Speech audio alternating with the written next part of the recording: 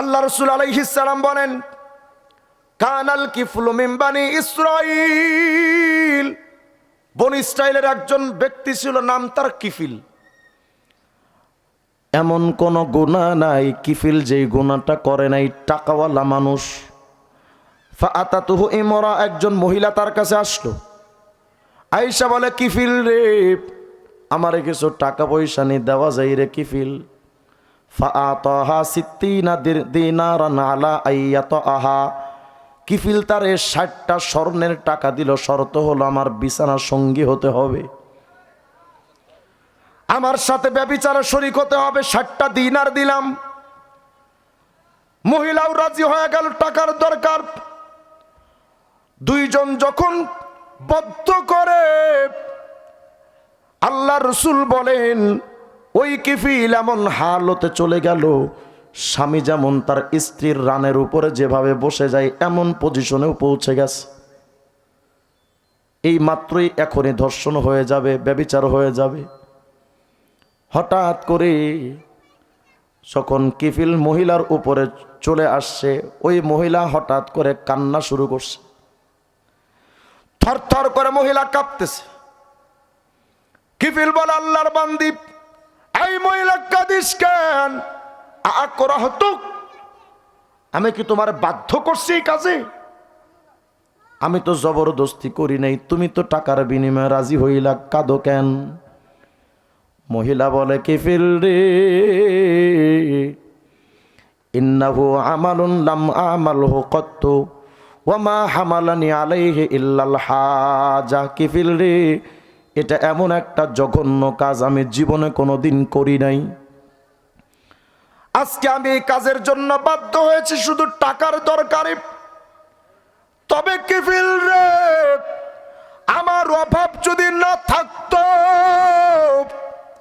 এই জঘন্যতম গুনার কাজে জীবনে আমি হাজির হতাম না। আমার জীবনে এই জায়গায় তুমি আনতে পারতে না, শুধু টাকার অভাবে চলে আসছি। যখন কিফিল এই কথা শুনছে, সাথে সাথে কিফিলের মধ্যেও একটা জ্বালা শুরু হয়ে গেছে, কাঁপতে শুরু করছে। আল্লাহর বান্দা কিফিল মহিলার উপর থেকে নেমে আসছে, নিয়া কয়, মহিলা, এই লতর টাকা 60টা স্বর্ণের দিনার তোরে দিয়া দিলাম, আমি তোর সাথে এই কাজ করব না। আর আল্লাহর নামে কসম করে কই, আমি যতদিন হায়াতে বেঁচে আছি, এই জেনা ব্যভিচারী অকর্মে আমি আর জীবনে কোনো দিন নিপতিত হব না। আমি আমার মালিকের কাছে তওবা করে ফেললাম। আল্লাহর নবী আমার বলেন, আল্লাহর ভয়ে কিফিল মহিলার বডি থেকে যখন নেমে গেছে, ওই রাত্রিবেলা ফামাতাল কিফলু মিন ফি লাইলাতিহি, ওই রাত্রিবেলা আল্লাহ পাকের ফায়সালা, এত বড় পাপিষ্ঠ গুনাহগার কিফিল ওই রাত্রিবেলা আজরাইল আইসা তার জানটা কবজ করছে। ওটাই ছিল তার মৃত্যুর রাত। জানটা যখন কবজ করে নিয়ে গেল, কিফিলের মতো এত বড় পাপীর জানাজা আজকে কে পড়বে? কেউ তো তার জানাজায় হাজির হবে না। দুনিয়ার কোন মানুষ তো তার জানাজা আসবে না, বড় পাপী। কিন্তু আল্লাহর ফয়সালা, সকালবেলা জনগণ এসে কিফিলের দরওয়াজার দিকে যখন ঢুকেছে, ওই রাতের বেলায় শুধু গুনাহ ছেড়ে দেওয়ার আমলটা কিফিলের ভাগ্যটা এমন ভাবে খুলে দিয়েছে, এই পাপী কিফিলের জানাজাই কেউ তো আসবে না। এজন্য আল্লাহ পাক কিফিলের দরওয়াজার উপরে লিখে দিয়েছেন, ইন্নাল্লাহা কদ গফারা লিকিফিল। দুনিয়ার মানুষের সাক্ষী থাক, আমার কিফিল রাত্রে যে আমলটা করেছে, ওই আমলের বিনিময়ে আমি আল্লাহ আমার কিফিলের জিন্দেগির সব গুনাহ মাফ করে দিলাম। আল্লাহ পাক বলে, বান্দা শুধু গুনাহ ছেড়ে দাও, তোমার জিন্দেগির গুনাহ মাফ করব আমি। ওরে যুবক, তুমি কতটা সুন্দর, তোমার যৌবনটা কতবা তাজা, হযরত ইউসুফ আলাইহিস সালামের মতো তোমার আমার যৌবনটা তো তাজা না রে বন্ধু। তোমার আমার চেহারা কত সুন্দর, ইউসুফ নবীর মতো তোমার আমার চেহারা তো হতেই পারে না। ওই ইউসুফের ছোট্ট ওই ঘটনাটা আপনাদের শোনায়া দেই। বদ্ধ ঘরে 7টা দরওয়াজা তালা দিয়া একেবারে অন্দর মহলে নিয়ে গেছে জুলাইখা। একেবারে অন্ধকার ঘরে নিয়ে জুলাইখা বলে, ইউসুফ কত ভাবে তোমারে ডাকলাম, তুমি তো আইলা না। আমি তোমার প্রেমে আসক্ত ইউসুফ রে, আমি চাই তুমি আমার সাথে দৈহিক সম্পর্কটা গড়ো। ইউসুফ কথা শোনে না। জুলাইখা মনে মনে ভাবছে, সুন্দর মানুষ তো, একটু পাম্পট্টি দিলে মনে হয় কাজ হইব। এবার জুলাইখা তার ভোল পাল্টায়া ইউসুফকে এবার প্রশংসা শুরু করছে। ইউসুফ রে, মা আহসানা সূরাত ওয়াজহিক, তোমার চেহারাটা কত না সুন্দর। তাফসীরের কিতাবে আসে, কুরতুবীর মধ্যে আসে, ইউসুফ রে তোমার চেহারাটা কত সুন্দর। ইউসুফ আলাইহিস সালাম যুবক রে কোন জবাবটা দিছিলেন, এটা তোমার কদমে আমি রাইখা যাই, ওই জবাবটা শুধু শোনো। হযরত ইউসুফ বলেন, জুলাইখা আমার চেহারা সুন্দর, কিন্তু এখানে আমার কৃতিত্বটা কি? এই জুলাইখা, আমার চেহারা তো সুন্দর ঠিক, কিন্তু জুলাইখা জানিস রে, ফির রাহিমি সাওয়ারানি রব্বি, এই চেহারাটা তো আমি ইউসুফের বানানো না, এই চেহারাটা তো আমার মাতৃগর্ভে আমার আল্লাহ বানাইছে। আল্লাহর বানানো এই চেহারাটা দিয়া তুমি আমার প্রতি আকৃষ্ট হইলা, আমি কিভাবে তোমার সাথে আল্লাহর নাফরমানি করি? জুলাইখা এবার বলে, ইউসুফ মা আহসানা শারক, তোমার চুলগুলো কত না সুন্দর।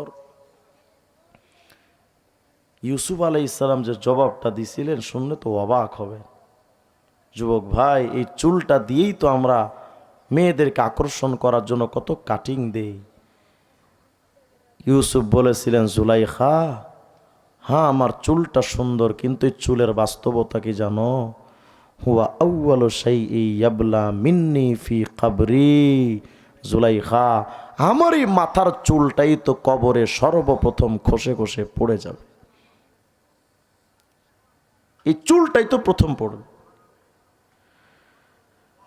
জুলাইখা ডাইকা বলে, মা আহসান আইনাইক, তোমার চোখ দুইটা কত সুন্দর। ইউসুফ বলে, জুলাইখা বিহিবা আযুরু ইলা রব্বি, আমার এই চোখ দুটো সুন্দর বলেই তো তোমার দিকে তাকাবো না, আমার এই চোখ দুটো দিয়ে তো জুলাইখা আমি আমার আল্লাহরে দেখব। যুবক ভাই, জিন্দেগির কত বিরাট একটা সময় আপনার আমার চলে গেছে, কিন্তু শুধু নিজের বডির দিকে একটু তাকান না। এই যে কত বুড়ো বুড়ো মানুষ বসে আছে, মুখের দাড়িগুলো সাদা, কি ভাবেন এই কালারটাকে? মুরব্বি, আপনার মুখের এই সাদা কালার দুনিয়ার কোনো রঙিন কালার নয়, এটা কাফনের কাপড়ের কালার। আজকের দিনেও তো কাফনের ফ্যাক্টরি থেকে অনেক কাফন বের হয় নাই, কথা হয় না? অনেক কাফনের কাপড় গাড়িতে উঠে, কোনো গাড়ি রংপুর, রাজশাহী, চিটাগং, খুলনা, যশোর, কত গাড়ি রওনা হয়ে আপনাদের পাশে ধামরা এ বাজারে অনেক কাফনের কাপড় হাজির হয়ে গেছে। কি ভাবতেছেন এই কাফনগুলো মনে হয় সৌদি আরবের মানুষের জন্য আসে? কার জন্য? আমাদের না। বলেন এমন তো হতে পারে যে আমার জন্য কাফন চলে আসে। গত স্বৈরাচার সরকারের আমলে যখন আমরা গ্রেফতার হয়েছিলাম, আমাকে যেদিন রিমান্ডে নিছে, রিমান্ডের দ্বিতীয় দিন আমার পরিবার আমাকে দেখতে গেছে।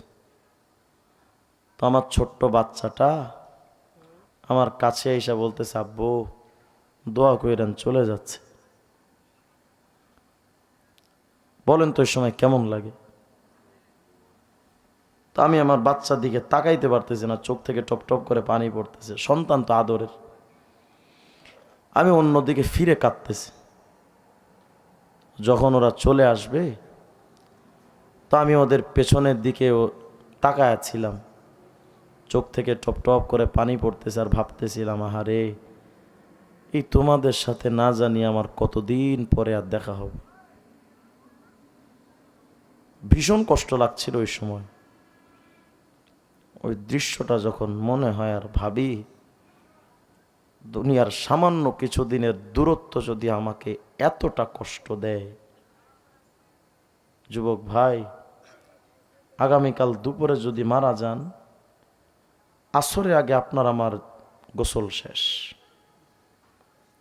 আসরের পরে আপনার আমার জানাজাটা শেষ, মাগরিবের আগে বা পরে ওই ভয়ঙ্কর টাইমে আপনার আমার বাবা ভাই আপনজন সবাই নিয়ে ওই কবরে নামায়া সব চলে আসবে, আর জীবনে দেখা হবে।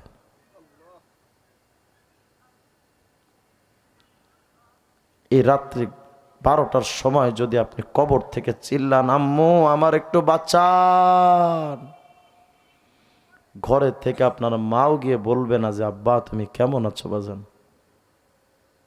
কেউ খবর নেবে না। অথচ নিজেদেরকে গুনাহ থেকে আজও পর্যন্ত সরাতে পারি নাই। ভাইরা, মানুষ মানুষকে জীবনে 3 বার দেখতে আসে। একবার আপনার আমার জন্মের সময়, পর্ব শেষ। আর একবার বিয়ের সময়, অনেকের পর্ব শেষ। আর একটা মাত্র দেখা বাকি।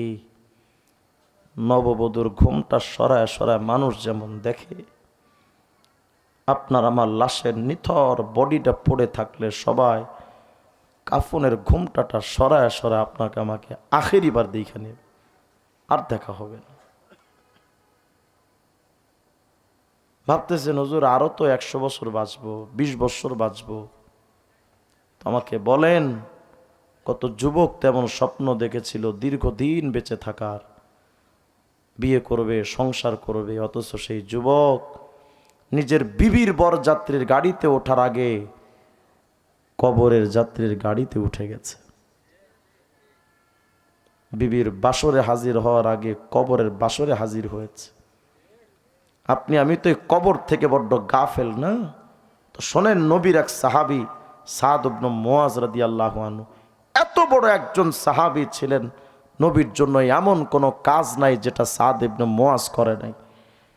মক্কার আবু বকর তো সিদ্দিকে আকবর, মদিনার আবু বকর বলা হতো সাদ ইবনে মুয়াজ। এত বড় একজন সাহাবী ছিলেন সাদ ইবনে মুয়াজ। তিনি যখন অসুস্থ, মায়ার নবী তাকে মসজিদে নববীতে তাবু বানায়া সেখানে ট্রিটমেন্ট করতেন। নবী নিজে তাকে সেবা করতেন। মাঝে মধ্যে সাহাবীর মাথাটা নিয়ে নবী কোলের মধ্যে নিয়ে সাদ ইবনে মুয়াজরে আদর করতেন। কি দামি সাহাবী ছিলেন সাদ ইবনে মুয়াজ। যেদিন উনি ইন্তেকাল করছে, জিবরিল আমিন আসছে, আয়েশা বলতেছেন, রাসূল মান হাদাল আব্দুস সালেহ, এই নেককার ব্যক্তি কে যার মৃত্যুতে ইহতাজ্জালাহুল আরশ, আল্লাহর আরশ পর্যন্ত যার মৃত্যুতে কেঁপে উঠেছে। ইয়া রাসূলুল্লাহ, এই সাহাবী কে যার জানাজায় শরীক হতে 70,000 রহমতের ফেরেশতা দুনিয়াতে নাজিল হয়েছে? এই সাহাবী কে গো নবী? যার হযরত সাদ ইবনে মুয়াজ রাদিয়াল্লাহু আনহু ইন্তেকাল করছেন। জিবরিল এসে প্রশ্ন করতেছেন, নবী ঘর থেকে বের হয়ে দেখেন সাদ ইবনে মুয়াজ ইন্তেকাল করছে।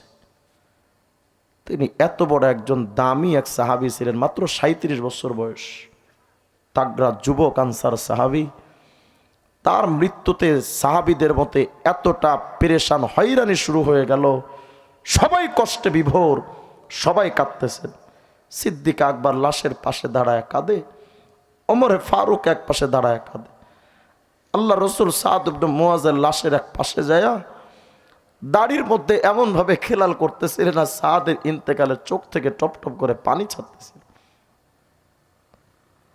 এতটা মহব্বত করতেন নবী সাদ ইবনে মুয়াজকে। সাদের মা পাশে দাঁড়ায় কাঁদে। আল্লাহ নবী বলেন, এই সাদের মা কেন কাঁদো? তোমার সন্তান তো এক ভাগ্যবান। এই সাদের দিকে তাকায় সর্বপ্রথম আল্লাহ নিজে এই সাদের দিকে তাকায় হেসেছেন। কাঁদিস কেন? জানাজার ব্যবস্থা হয়ে গেল, দাফন কাফনের ব্যবস্থা হয়ে গেল, আল্লাহ রসুল জানাজা পড়ালেন, দাফন কাফন শেষ। যখন তার জানাজাটা নিয়ে কবরে যাচ্ছিলেন, মুনাফিকরা আলোচনা শুরু করছে, দেখছো সাদের লাশটা কি হালকা, এ নাফরমান ছিল। আল্লাহ রসুল বলেন, খবরদার আমার সাদকে নিয়ে এমন কথা বলো না, ওর লাশটা নাফরমানির কারণে হালকা নয়। তোমরা যেমন আমার সাদের লাশটা কাঁধে নিয়েছো, আল্লাহর ফিরিস্তারা আমার সাদের লাশটা বহন করছে। কেন বললাম জানেন? এই সাদ রাদিয়াল্লাহু আনহুর কবরটা নিশ্চিত জান্নাত, তার জন্য নিশ্চিত জান্নাতের ব্যবস্থা হবে। এই সাদ রাদিয়াল্লাহু আনহুর লাশটা যখন কবরে রাখা হয়েছে, আল্লাহ রসুল কবরের উপরে বসে চিৎকার দিয়ে আওয়াজ দিয়ে উঠলেন, আল্লাহু আকবার, সুবহানাল্লাহ, চিৎকার দিয়ে বলে উঠলেন। সাহাবীরা বললেন, নবী, এমন দৃশ্য তো কোনোদিন দেখিনি, আপনি সুবহানাল্লাহ বলে চিল্লায় উঠলেন যে? আল্লাহ রসুল বলেন, সাহাবীরা জানো, কবর এমন এক ভয়ঙ্কর জায়গা, এত বড় একজন দামি নেককার সাহাবীর কবরে রাখা হলো, কিন্তু কবর আমার সাদরেও ছাড় দেয় নাই। দম্মা দম্মাতান, এভাবে আমার সাদের লাশের দিকে দুই পাশের মাটি চাপ দিতে আসছে, কবর চাপ দিতে আসছে। আয়েশা দেখে সাদের আমল ভালো, তো আবার সরে গেছে। নবী বলেন, শোনো, কবর যদি কোনো একটা মানুষের প্রতি যদি দয়াদ্র আচরণ করত, তোমার সাদের জন্য করত।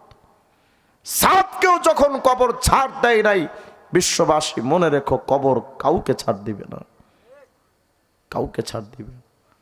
তো যুবক ভাই, এই দাড়ি ছাড়া আপনি কবরে যাওয়ার হিম্মত করেন কেমনে? বেনামাজি হয়ে কবরে যাওয়ার হিম্মত, সাহস আপনি পান কোথায়? হারাম ভাবে থেকে আপনি কবরে কিভাবে যেতে চান? একটু নিজেকে প্রশ্ন করেন না। দাড়ি যে কাটেন, যতদিন দাড়িটা এক মুষ্টি বরাবর না হবে, 24টা ঘন্টা জিনা করলে যেমন গুনাহ, তেমন গুনাহ হতে থাকে। টাকনোর নিচে কাপড় পরেন, পরেন ভাই, আমি তো আপনাকে না করতে পারবো না, কিন্তু টাকনোর নিচে যতক্ষণ কাপড় থাকে, ততক্ষণ জিনা করলে যেমন কবিরা গুনাহ, তেমন কবিরা গুনাহ হয়। আল্লাহকে ওয়াস্তে ভাইরা, শুধু একটু চক্ষুটা বন্ধ কইরা যদি ভাবেন, বাড়ির দিকে যখন যাবেন, তো দেখবেন রাস্তার দুই পাশে নিঝুম অন্ধকার বাঁশবাগানে একা একা কত কাল ধরে কত লাশ পড়ে আছে, ওদের দেখার মতো কেউ নাই। আমি সেদিন আমাদের কবরস্থানে গেছি, আমার বাচ্চাটা ওখানে শুয়ে আছে, আমার দাদা দাদি ওখানে ভাতিজা শোয়া, আমার এক ছোট ভাই ওখানে শোয়া। কবরের দিকে তাকায় আমি ভাবতেছিলাম, দুনিয়ার কত মানুষ না এখন সম্মান দেয়, কত কদর করে, আমার কত প্রয়োজন মানুষের। কিন্তু আমি যদি আগামীকাল মারা যাই, আমার তো সবাই ওই ঢাকা থেকে নিয়ে আমাকে ওই জঙ্গলের কবরে রেখে আসবে।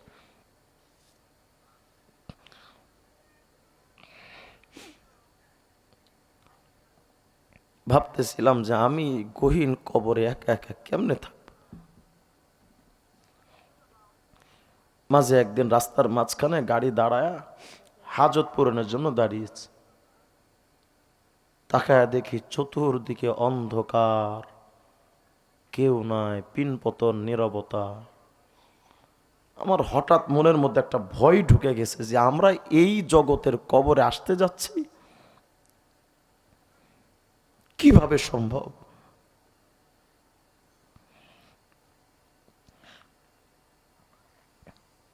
আপনি যদি কবর থেকে চিৎকার দিয়ে দিয়ে ডাকেন, আব্বু আমার একটু বাঁচাও না, আমি আর পারি না, কেউ যাবে না আপনার কবরে, কেউ না।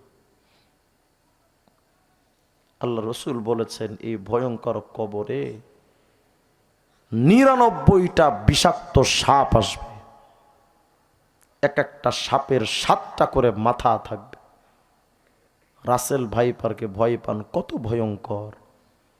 আল্লাহর জাহান্নামের সাপের ছোবল তো সহ্য করার ক্ষমতা আপনার আমার নাই, তো কোন সাহসে দাড়ি কেটে বেনামাজি হয়ে সুদ ঘুষ খেয়ে কোন সাহসে আমরা কবরে যাচ্ছি একটু বলেন তোমারে। আপনি যদি আমাকে বলেন রিজওয়ান রফিকি হুজুর সবার সামনে কি আমার পা ধরতে পারবেন, তাইলে দাড়ি কামাইতাম না, নামাজ ছাড়তাম না। আল্লাহর কসম যদি আপনি চান আমি স্টেজ থেকে আপনার কাছে এসে আপনার দুটো পায়ে ধরে বলি আল্লাহ কি ওয়াস্তে আর নামাজটা ছাইরেন না ভাই, আর দাড়িটা কাইটেন না, হারাম পথে আল্লাহ কি ওয়াস্তে আর যায় না। সময় বহুত চলে গেছে, আপনার আমরা যারা একসাথে ছোটবেলায় খেলাধুলা করেছি আমার অনেক সহপাঠী কবরে চলে গেছে।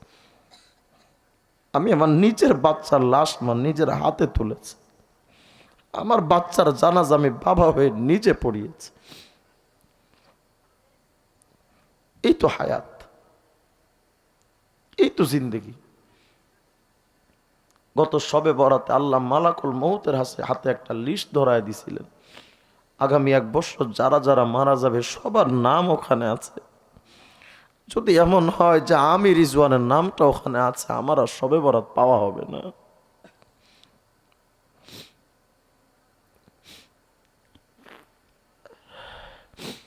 মাঝে মধ্যে যখন গাড়িতে চলি এমন অবস্থায় যায় যে এই যে মৃত্যু হয়ে গেল,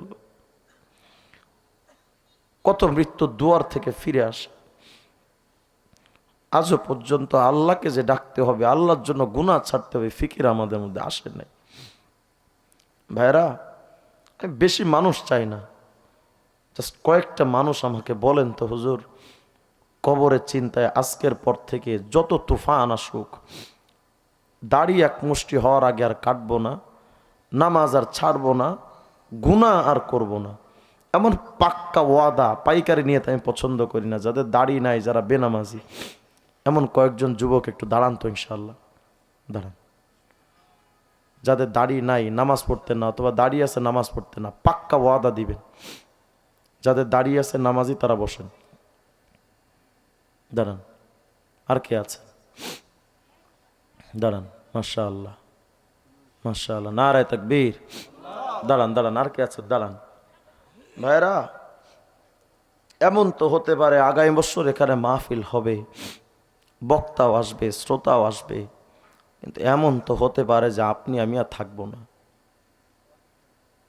আছেন আর কেউ? দাঁড়ান না, লজ্জার কিছু নাই, দাঁড়ান। অনেক 50-60 বছর বয়সের বৃদ্ধ বাবারাও আছেন যাদের দাড়ি সাদা হয়ে গেছে, এখনো দাড়ি কাটে। দাঁড়ান দাঁড়ান, আর কি আছেন? ইনশাআল্লাহ দাঁড়ান দাঁড়ান, ইনশাআল্লাহ। আর কেউ আছেন? দাঁড়ান একটু, শেষবার ডাকতেছি ইনশাআল্লাহ, হিম্মত করে দাঁড়ান ইনশাআল্লাহ। যাদের দাড়ি আছে অনেকে ছেটে রেখেছেন তারাও দাঁড়ান, দাঁড়ান। মাশাআল্লাহ মাশাআল্লাহ, নারায়ে তাকবীর। মাশাআল্লাহ, আর কে আছেন ভাই? দাঁড়ান। যারা লজ্জা উপেক্ষা করে দাঁড়াবেন, লজ্জাকে সাইডে রেখে আল্লাহর জন্য যারা দাঁড়াবেন, ইনশাআল্লাহ আমি বলতে পারি লজ্জার খাতির আল্লাহ পাক আপনার জিন্দেগীর গুনাহ মাফ করে দিবেন। দাঁড়ান, কে আছেন আর? ইনশাআল্লাহ মাশাআল্লাহ। ভাইরা একটু তাকায় দেখেন, যারা দাঁড়াচ্ছে আপনার থেকে বয়স তাদের বেশি না, সুন্দর কম না, ওরা যদি পারে আপনি কেন পারবেন না? আপনি কেন পারবেন না? আছেন আর কেউ? ইনশাআল্লাহ আছেন আর কেউ? নাই আর কেউ? যারা আপনারা দাঁড়িয়েছেন, আমি তো জোর করে আপনাদেরকে দাঁড় করাই নাই, নিজের ইচ্ছাই তো ইনশাআল্লাহ, পাক্কা ওয়াদা তো ইনশাআল্লাহ। শয়তান ধোঁকা দিবে অনেক, কিন্তু শয়তানকে আর পাত্তা দেওয়া যাবে না।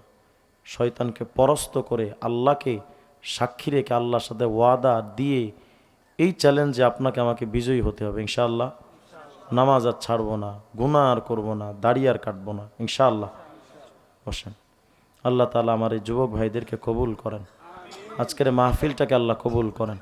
যারা আয়োজন করেছেন আল্লাহ তাদেরকে কবুল করেন। এই মাদ্রাসার সমস্ত হাওয়ায়েজকে আল্লাহ পাক গায়েবী খাজানা থেকে পূরণ করেন। মাদ্রাসার জমির টাকাটা আল্লাহ পাক গায়েবী মদদ দিয়ে আল্লাহ পাক ব্যবস্থা করে দেন। সবাই বলেন আমিন।